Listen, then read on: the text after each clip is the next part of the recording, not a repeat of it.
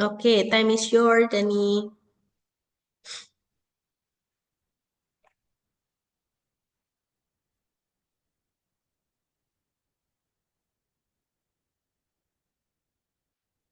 Okay, now I will talk about the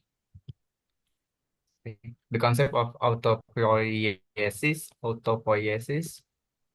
And the first page is about the original biological concept of autopoiesis. The theory is developed by the two Chilean cognitive biologists, Humberto Maturana and Francisco Varela, in the 60s and 70s to answer the question of what distinguishes the living from the non-living. A living system reproduce itself, and they call it as autopoiesis. An autopoietic system reproduces its element through its own elements by interacting to produce and reproduce the system. Unlike autopoietic system produce process internally, leading to operative closure. However, autopoietic systems are exchanging energy and matter with the environment while regulating the interactions. This balance, openness, and closure is crucial in understanding cognitive process as living system or cognitive system, and living as a process is a process of cognition. The operations of autopoietic system are its cognitions, emphasizing the link between life and cognition. Overall, autopoiesis highlight the self-reproducing nature of living system and their fundamental connection to cognition. Cognition and life are considered the same radical constructivism. This theory states that all cognitions are built of this of the cognitive system and don't reflect external reality. The cognitive system is operationally closed, meaning it does not receive inputs from the environment, but rather perturbations that trigger inner operations. External occasions can trigger inner processes, but not determine them. This distinction between the cognitive system and the environment is seen in cases like how the nervous system translates heat from the movement of atoms in a flame. The theory of autopoiesis emphasizes the constant production of elements for the system to survive. In case this reproduction stops, the system will vanish. This highlights the importance of the system internal process in constructing perception and experiences rather than being affected specifically by external occasions. And next, it's the Lehman general transdisciplinary concept of autopoiesis. There have been many attempts by social scientists to apply the concept of autopoiesis to the social domain. In this case, Lehman tried to abstract from the originally biological concept of autopoiesis a general transdisciplinary concept of autopoiesis. This transdisciplinary concept of autopoiesis should then be open to re-specifications by different disciplines. Luhmann tried Luhmann introduced the concept of autopoiesis, which refers to systems where elements are reproduced by the system itself. This criterion applies to non-biological systems as well. There are three types of autopoietic system: living, social, and psychic. And living system reproduce based on life, social system on communication, and psychic system on consciousness. Social system can be further divided into societies, organizations, and interaction. There are three levels of analysis.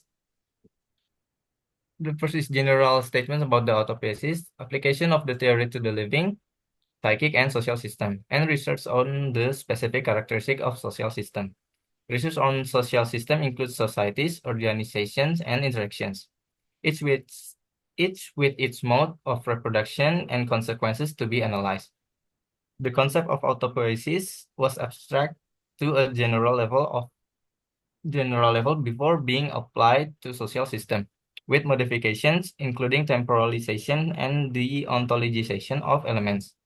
This transformation of the concept from biology to sociology involved defining the reproduction mode and its analyzing its sequence for each type of social system. Luhmann concept of autopoiesis challenged Maturana and Varela's theory by emphasizing the temporal aspect of and defining elements as momentary events with no duration. This shift means the system must constantly produce new elements as autopoiesis stop leading to immediate disappearance. Moreover, Luhmann deontologized elements, stating that they only exist as elements within the system. Elements are defined through their integration and function within the system, not independently. Production, in terms of self-reproduction, is understood as the use of element within the network of element. The element is only an element when it is being used and are related to the other elements within the system. Therefore, the element is produced through its use within the system rather than being a pre-existing entity. Ultimately, the unity and characteristic that define an element within the system are created by the system itself, emphasizing the interconnectedness and dynamic nature of autopoiesis. Thank you. Okay. Okay, thank you, Danny, for your explanation. So, Danny, in the short way or in the short explanation, in your understanding about the autopoietic, what you already can get for the concept of sociopreneurship with autopoietic.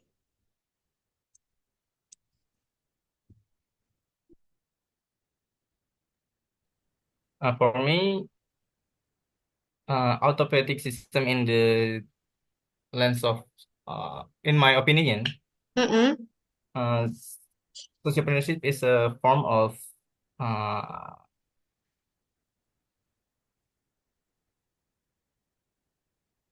like a I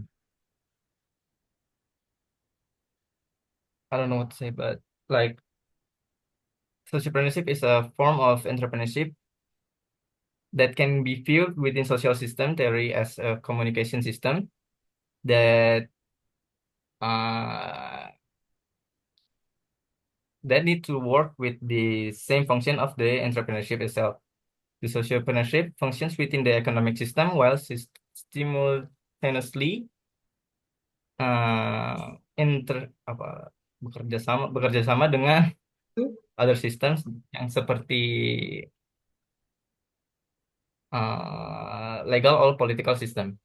Okay. Gitu, Mbak. Okay, thank you, Danny, for your explanation. So, in the theory of Luhmann, they talk about autopoietic, right? In Indonesia, we say it autopoietic, but in English, we say it autopoiesis. It's okay, guys. You can say it in autopoietic or autopoiesis. It's also same. So, in the Danny's explanation before, they talk about maybe Danny, you can share your screen. In the next slide, I will see that there is what is that? Self reproduction. Mm, I think next slide, yeah. There is word of self production. If I'm not wrong, reading your. Mm-mm. Again.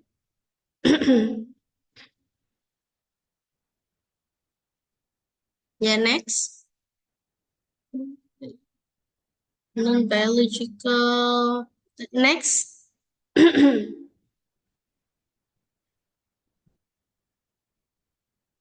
This one, production. You guys can see, right? There is production in terms of self-reproduction in the autopoietic theory of Luhmann. They self they say about the self-production. What does it mean about the self-production in the concept of social principle?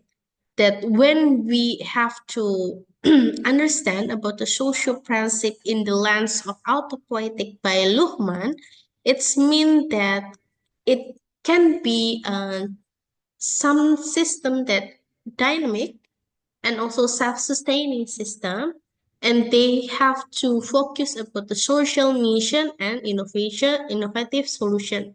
So this, the meaning of the self-reproduction is about continuously really products its core mission to address pressing social or even though environmental problem, ensuring relevant alignment with the social needed. The example of the self-reproduction in the concept of sociopreneurship is continuously collect waste material and converts them into marketable product.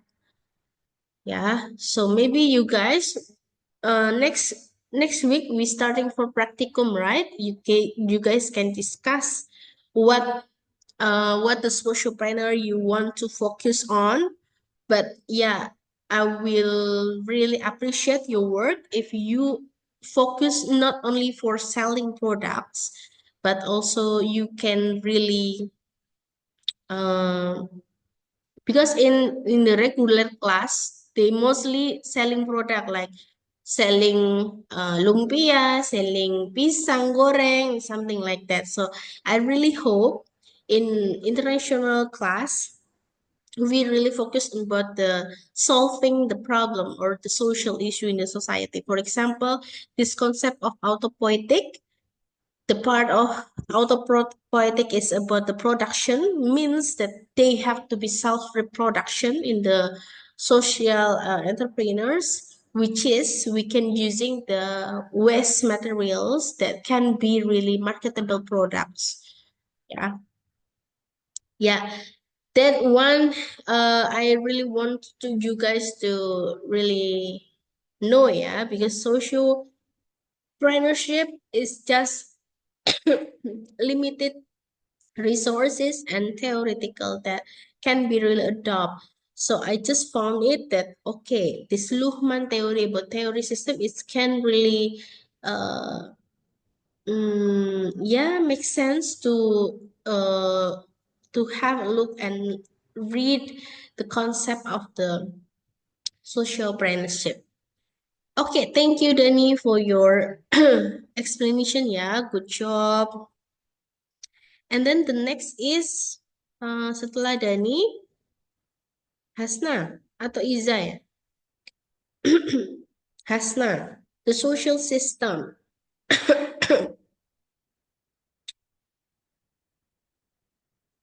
Okay, time is yours, Hasna. I send the PPT to you or what? You can share screen.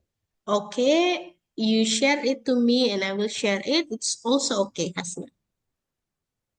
Can I send it to you? Yeah, sure. Okay. Wait.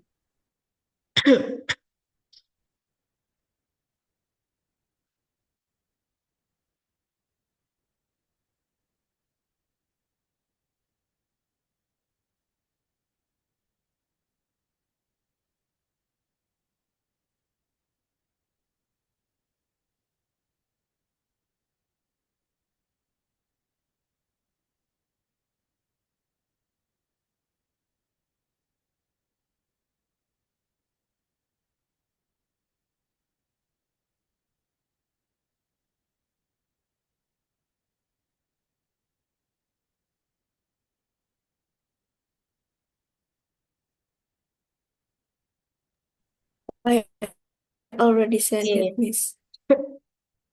Okay, wait, yeah, still loading.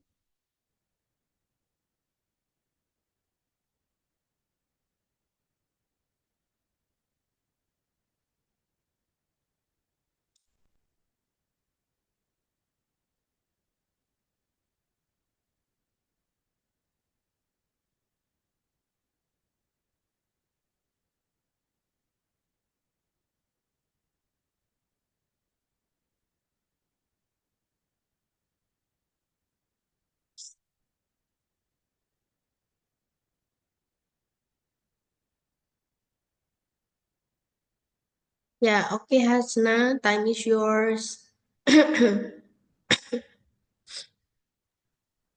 Ya, Assalamualaikum warahmatullahi wabarakatuh. Waalaikumsalam warahmatullahi wabarakatuh. So I will present about the second topic of Luhmann's theory of autopoietic social system. I will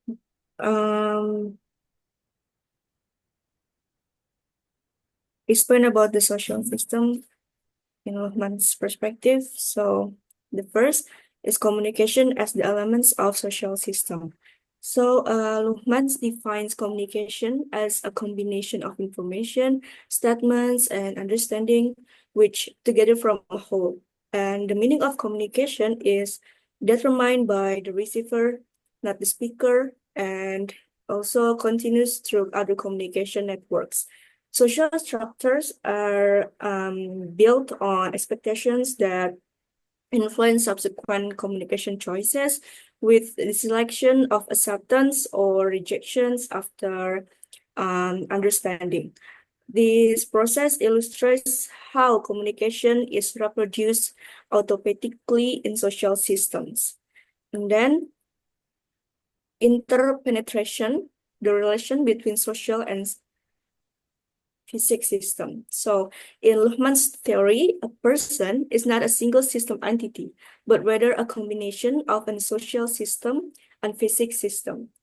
Physics and social system both form meaning, but in different ways.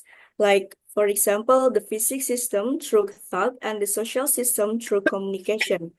Both are operationally close but structurally connected through interpenetration. And this clear separation allows for the analysis of social and psychological phenomena independently while still showing the interdependence of the two. And then the third is communication and action. Luhmann's views communication and not action as an element of the social system.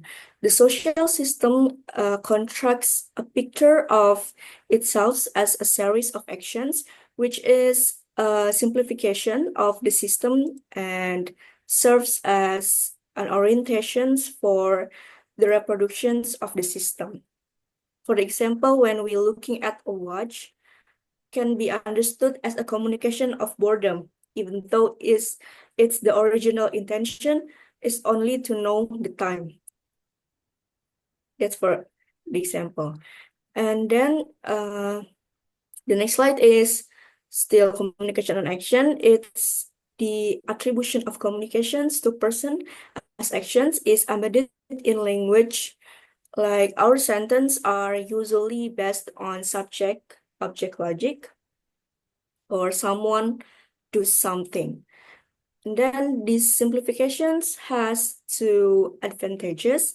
First is actions are easier to recognize and handle than communication. Second, it's depicting the communication process as a series of actions in clear temporal relationships between the elements, since the actions mark a point in time, while communication is only completed once understanding has occurred. Okay, that's all for me, and thank you. Okay, Hasna. So what you get from the communication system or system social in the theory of Luhmann when you adapting in the social friendship?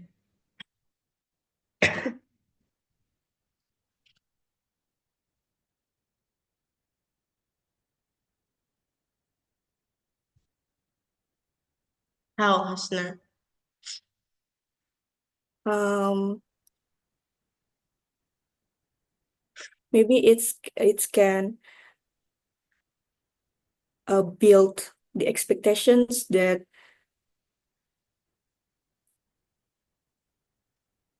um,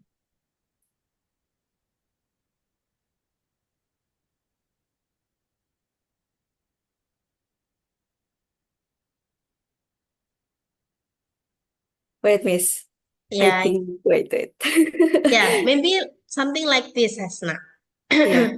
When Gojek, when the first time Gojek is launching their self, they promote their self as entrepreneurship, right? because they only focusing about the profit oriented. But nowadays, because Gojek already moving forward, they already know the value to be the social principle. Because what? Because in the social impact and innovation impact, the innovation impact is mostly people already using technology, using the platform, know how to work it. And then the social impacts, a lot of the drivers already get a job again, already have the financial again, the financial stability. And for the micro small medium enterprise, they already have the platform joining in the Gojek because they sell the products. It's mean in the theory of Luhmann, when they're talking about the system social, they notice that the value or the strategy when we adapting in the society is it's a long journey. Some people will understand, like maybe I will just share again. Uh,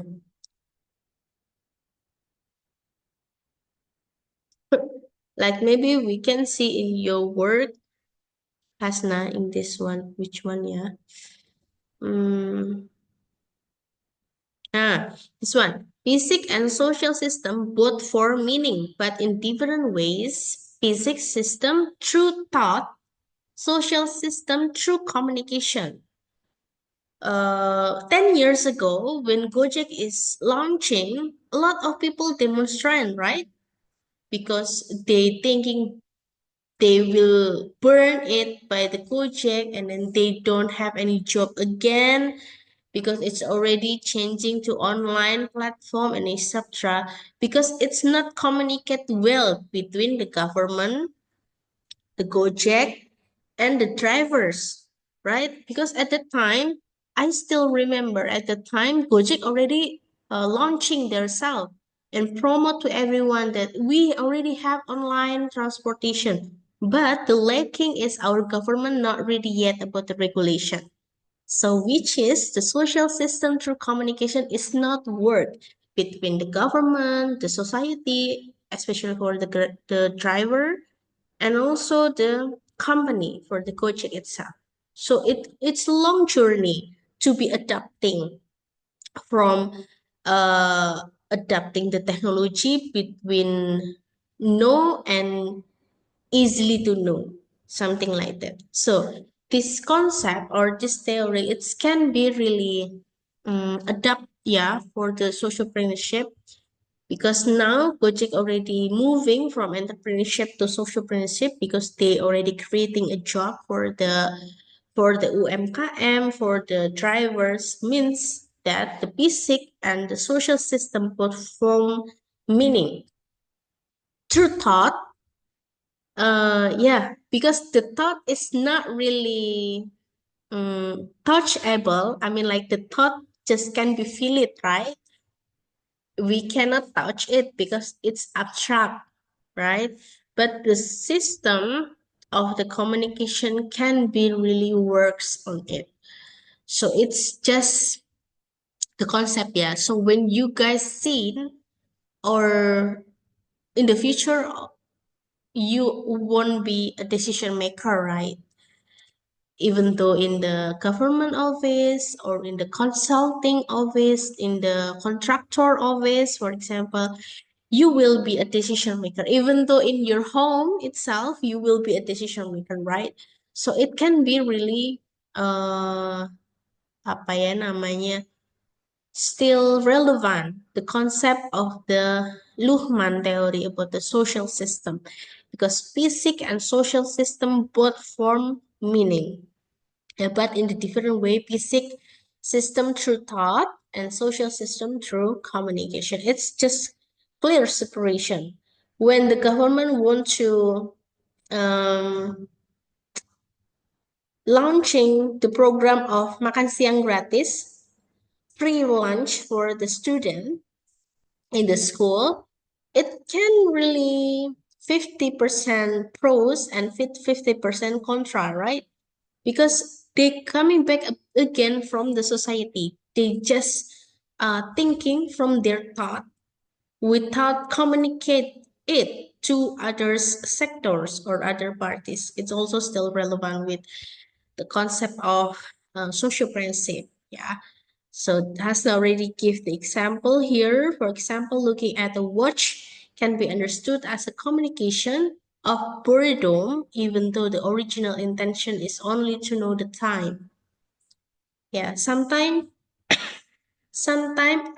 I'm just thinking that I just really strict because when I'm in home, when I asking to my husband about what time is it, and my husband is just answering that 2 a.m. for example. But at the real time, it's 2 a.m. point two. I mean like 2.2 em. So it's not 2 em, but it's 2.2 em, something like that. So it's going back again to, even though in the Hasna example it's about a watch. So watch just want to be a boredom, or watch just to know the time, right? Okay. Okay, thank you, Hasna. Good explanation, yeah. Thank you, Miss. Next is Izaya. Okay, Iza share sendiri. Okay, Miss, I will share it.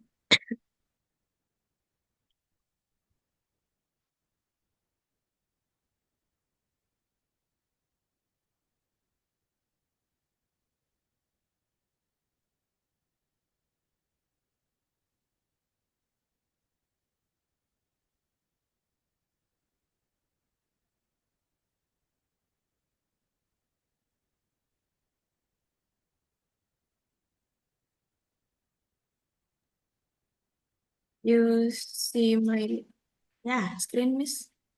sure. Time is yours, Hasna. Okay, I will present about the society and interaction part of the Luhmann theory of autopoietic social system.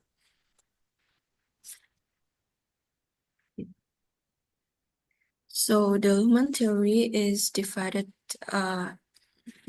to three types of social system in the communications. Like this thing is the communication.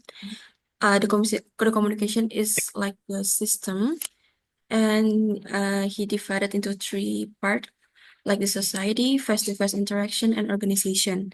It's different types of social system insofar as they produce different types of communication also. And amongst the three types of social system, society is a very particular one as it encompasses the other two system interaction and organization. And as the system also including all communication, it also includes the specific interactional and organizational communications. And then start from the defining society. So the society or the interaction is all the system. And the society is the system that encompasses all communications that are produced the part of society and such reproduce it. And society not only exists in singular, like there is only one world society. And the autopoietic system is par excellence. All elements, like communications, are produced by their elements and cannot get out of this network of elements. And then here's the evolution of the societal differentiation. We talk about the history, like the society has evolved through three primary differentiation stage, like first segmentation, tribes and families as spreads or equal groups, and then the second, the center periphery differentiation, the division between the city and countryside, and then the third one is stratification, like hierarchical social classes in medieval times. Like nowadays, this evolved into functional differentiation, society divided into specialization subsystem like law, economy, science, and etc. And then we moved into the interactions. Interaction is part of the system that reproduce themselves based on the communications. Like every interactional communication distinguishes between what to consider as present and what to consider as absence. What communication are treated as present or absent depends to a certain extent on the structures of the interactions. And all the system interactional communications are structured or apart from others through the topics of the communications. So the interactions more structures. And then that's all from me. Thank you, Miss.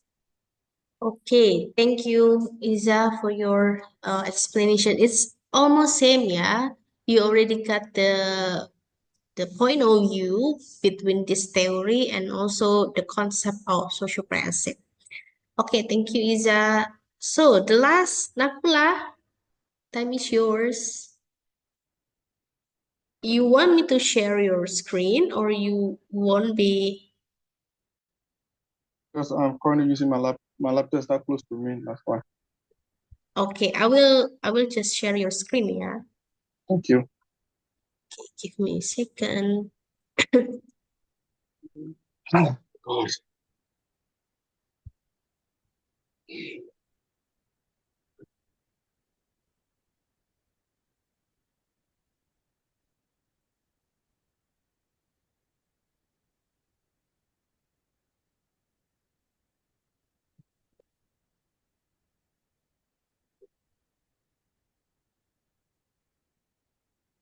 If I can join. Okay, time is yours, Nakula. Okay, yeah, so I'll just go brief about it. I'm also going to look at my theory, but my focus is mostly on the aspect of the organization in the theory, and it's also mainly about decisions. So the first aspect he talked about is the decisions as the element of the organization. So he tried to explain that the organization is actually a source organization as self-sustaining systems that actually operate by create decisions. So he tried to explain that the decision is actually the root and also it's like the input and the output of the organization. So the organizations survive by making decisions. So he tried to say that the decision is not just the choice of the organization, but also include like the awareness and also alternative, like maybe if there are options. So I try to provide example there. Maybe for the organization, maybe trying to hire a candidate or hire an employee, for example. So they might choose, for example, if they decide to choose candidate A over candidate B, it shows that the organization also have other options to choose from. So it becomes as a form of communication. He also said that the organization also create their decisions by using previous decisions. It could be rules, it could be policy as well. And they also try to evaluate the previous decisions and reject some aspect to create a new decision for the organization. So he also explained that they have the core and the non-core communication. So he has said that decisions-related communication sustain the organization. So only decisions related to communication actually try to sustain the organization. For example, the gossip may not build organization, for example, but it can like support more maybe. Next slide, please. Okay, the second aspect you talk about is uncertainty absorption in the decision. So you try to say that decisions also connect through uncertainty. So he said that decisions mostly are made with limited knowledge, and sometimes they're even unknowing. So for example, yeah, if the business decide to invest in the market based on market trends, maybe the market trend is increasing or people are having higher interest in maybe in the product, the business can decide to invest there, but they cannot predict what will happen in the future, maybe what's going to happen in the next few times. He also said that it also becomes as a transformation of uncertainty. So when decision is made, they only focus on things that they want to choose, like the only option is what to focus on. So it means that the decisions are connected to Hello? Yeah, hello. Okay, thank you. So in trying to say that the decisions are actually made based on transformation of uncertainty. And the next one, he said that there's a virtual and completed decision. So he said that a decision cannot be fully real until there's action to make it real or the actions to follow up. So for example, so if we decide to make a product, so it is just an idea, but the decision becomes when we start to market the product or we start to work on it, that's become the decision. But we just maybe decide to make the product, it just becomes the idea. And the next one I said about the cumulative decision-making process. So he said that every decision relies on previous decision to create the new one. So if the organization try to make decision now in their business, they always try to build on the previous one to create a new decision. Maybe the previous decision was there, but there are some issues, problem with it, so they try to remove it and then create the new decisions. The next slide. So he also discussed something called decision premises in the organization. So he said that rules or conditions are also shaped by other decisions that guide the current and present future. So they have double rules. They have to create a decision first. So they have to set up a situation between decision making. So they have two options there, for example, that they have to choose from. So the option becomes restricted to specific alternatives. So if we cannot use, so the premises become between A and B, for example. So if the rule is to only invest in green projects, that means we are going to limit other decision-making processes. So we only focus on investing in a green project, for example. So that becomes a premises because we try to limit the choice between we try to restrict or limit the choices between the alternatives that are available. So the next one I talk about is the types of decision premises. So they have the program types or the conditional one. So in trying to say that if X happens, for example, do Y. So if maybe they are into steel products, so if sale drops, definitely the cost of the product will also drop. So if the selling of the product, let's say if the sales drop, and then the cost of that specific product will also drop. So you also have another one called the purpose driven. So they focus on a goal, like they try to maximize profits most of the time. So on personal level, decision about hiring or maybe promotions and roles also make some difference, for example. So example there is if a senior manager decide to, if senior manager may decide differently than the newcomer, for example. So in the organization, of course, the senior manager who has been there mostly will have different decision-making process as compared to the newcomer. And also, decision also have channels, so there's a hierarchy system or there might be a flat system in most of the organization. And also, it's also serve as a coordination through positions. So positions are where all decision premises meet, for example, like maybe through the people or through the communication, for example. And the last part he talk about is the undesirable decision premises. So some rules emerge unintentionally over time. So sometimes the company might decide on a particular rule, but maybe it was not intentional or maybe it was not planned. For example, maybe if they have a decision to only hire male candidates for their work, so these are decisions that appears maybe mostly unintentional. The next slide. So I'll just go to this one. There's the double closure of organization. So there are two levels. There are the original ones. So the organization works through the internal decision. So internal factors cannot influence them if they are at this level, at the operational level. So they only work according to what is within the organization. The next one is the structural rules. So this one, they are guarded, they guard decision, but they are created by other internal decision as well. So they have blindness to the environment. In this case, the decision only focus on internal rules. So there is nothing like external factors to influence them. And then the implication, they have the autonomy. So the organization also try to control their own operations to be independent. And sometimes they also maybe can be unavailable. For example, they cannot fully step outside their internal system.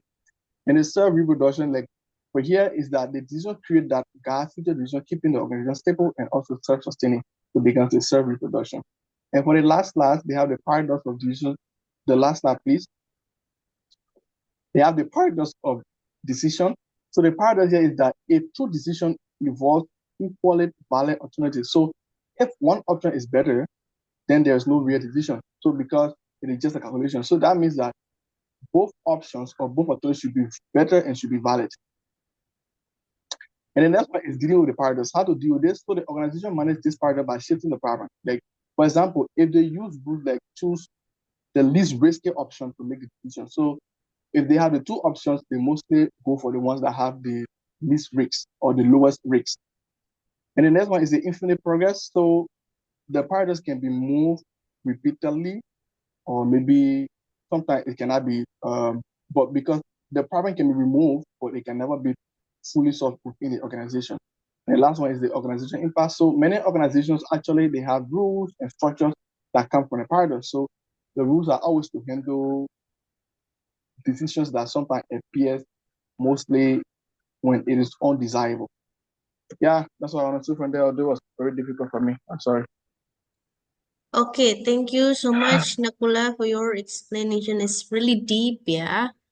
Mhm. I'm just happy that you explaining about the self-reproduction again, like I was previously explaining the Danny's work about the self-reproduction. So when self-reproduction is also it's maintaining in the social partnership, they can be really sustained in the future for their materials and their business. Okay, everyone. We're already going to the end and the conclusion for today's. And we will see you guys next week, yeah, for the practicums. First practicum and second practicum will be online. And then the third and fourth practicum will be in class. So we are going to practice and arranging the work that you already discussed in the first and second practicums. So we recite hamdalah before we end our meeting. Alhamdulillahirrahmanirrahim. See you next week. Thank you for coming and joining. Wabillahi taufiq wal hidayah. Wassalamualaikum warahmatullahi wabarakatuh. Thank you, everyone. Waalaikumsalam. Thank you, Miss. Give me. Give me